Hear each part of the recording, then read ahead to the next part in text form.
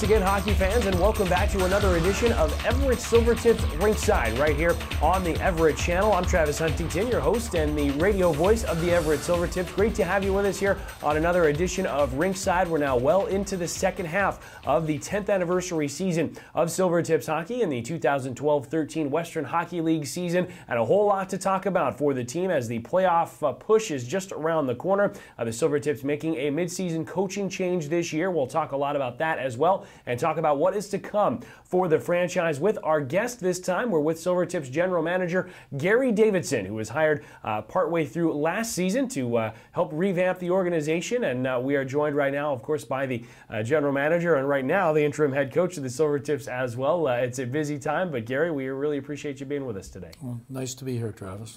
And obviously, I guess, again, lots to talk about around the hockey team. Of course, it's that time of year where you're into the meat of the schedule and there's no more introductory stuff. It's now about getting into the nitty-gritty part of the hockey season right now.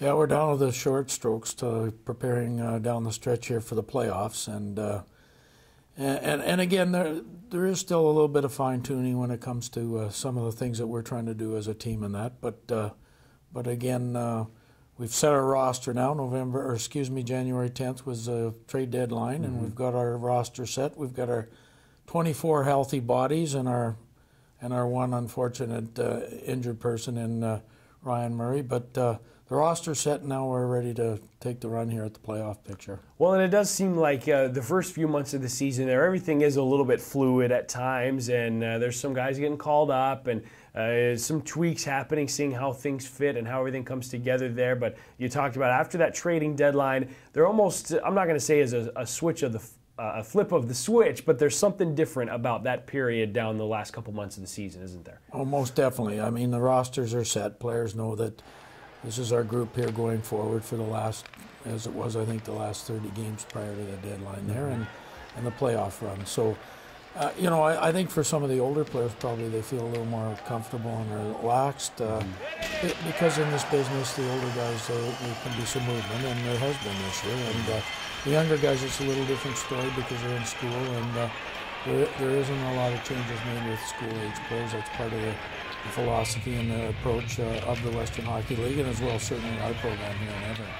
Well, and of course, the biggest item of news that's happened here of late for the team, of course, is a midseason coaching change. Always a big step to go ahead and pull the trigger on that, and making the decision to part ways with Mark Ferner, with Chris Hartsburg, and then, of course, for yourself, stepping in behind the bench, and we'll talk a little bit more about that. But talk a little bit about what led you to that decision at this point in the season, and why you wanted to go forward that way.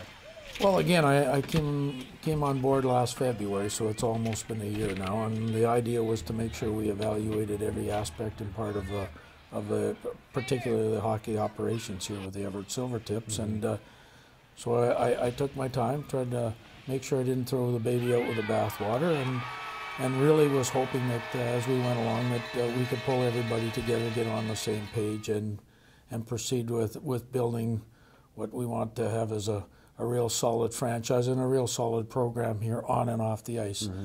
But I got very frustrated the last couple of months and really didn't feel comfortable that things were happening in the way I really feel they need to.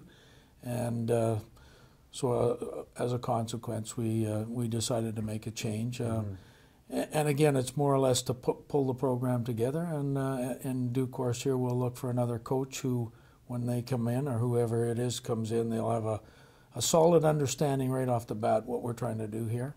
And again, no disrespect to Mark. Mark has his way of doing business and has his philosophy, but again, it was much different from mine, and I just didn't feel that we were ever going to get on the same page in order to move forward and be successful. Well, and I know those are tough decisions to make. Obviously, you talk about the relationships that are made in this business, and it is the business side of things. I know that sometimes makes things hard when you talk about hockey being fun versus being work, and everybody enjoys what they do. But when you talk about the standpoint of, at this point in the season, deciding now was the time to go ahead and make that move rather than at the end of the year, what was your main thinking behind going ahead and pulling the trigger? Well, again, I think we're trying to establish a program here on and off the ice, and there's certain things that I think have to be done in order to do that. And I just didn't feel we were getting that done with our group of people that were here. And If you delay it, then obviously you're putting in a change off to the off season. Then you're trying to implement everything that you feel you need to do come next training camp. Well, we've got a chance here over the next couple of months to really establish what we're trying to do here, so our players who are back in August totally understand what we're doing, where we're heading, and therefore we'll get the jump on next year. I just felt that if you delay it and make a change later, you're losing valuable time to implement what we're trying to do here. Well, and you've talked about the philosophical standpoint a lot, Garry, in the interviews, and obviously the discussions that have happened since that time. And maybe just speak a little bit about specific things that you'd like to see differently, whether it's on the ice, in the games type of things that we've discussed, or even maybe behind the scenes type things. Well, I think it's both on and off the ice. On the ice, I certainly want to see us become a much more offensive-minded team, a team that's all about puck possession. I think that's the new game. If you look in the NHL or at other levels, that's the direction it's headed. That was the direction we headed in Portland when I worked there, and you just have to look at their organization, their team right now. They're pretty exciting to watch, but also very successful from a win-loss perspective. And again, the off-ice part of it, I really think what you have to do is you have to address all the different needs of the players who are coming into us, whether it's academics, whether it's off-ice training, conditioning, nutrition. All of those things have to be pulled together so what we have is a complete, well-rounded program. We obviously don't want to lose sight of winning and losing. That's very important. We don't want to lose sight we are a business and have to operate within what's needed to make the business successful. But the other thing is our players come here to develop and grow and become potentially pro players. And if we don't address that on a daily basis, our program comes up short, and I think recruiting them becomes an issue, and it just can be, the whole thing has to be tied together. And I know Mark always referred to the culture, and I know he tried to establish things in a cultural way, and I think he did some very positive things in that regard. But for me, it's not so much a culture, it's actually a program and the culture within that program. For me, more important, let's get the program put together and then make sure the culture within the program is the right one. Well, and of course, a transitional phase there at the midpoint way through the season now that we are into the second half. And as you said, the roster being set now, Ayrton Nickel coming over at the trading deadline. So when you look at the group you've got in that locker room right now for this Silvertips team that, of course, is contending for a playoff spot right now, and we certainly hope that it'll end up being that way in the end of the season. But when you look at that group and you look at this transitional period, what are some of the first things you try to come in and work on or address or what have you with these players, of course, who are used to doing things one way and maybe switching things up a bit there? What do you have in mind with that right now? Well, again, the idea wasn't to switch a whole bunch very quickly. You know, there's the X and O's and the way we played the game in the past and how we're going to try to go ahead. That's got to be a bit of a gradual transition. You can't do that overnight. But I think the day-to-day part of it, the regimented program, we needed to get in place immediately. And again, I just again didn't have the sense that we were working hard enough day in and day out as a group.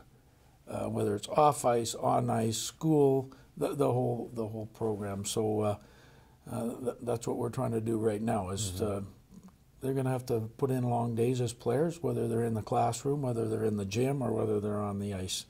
I think the other thing is my philosophy about playing the game in the puck possession one. That's what I did with other teams I was with. Had a lot of success. Teams that were high powerful offensive type teams, and we're into puck possession. So I think what we've tried to do here immediately is implement that thinking and mentality in our practices, and you can't change that overnight either.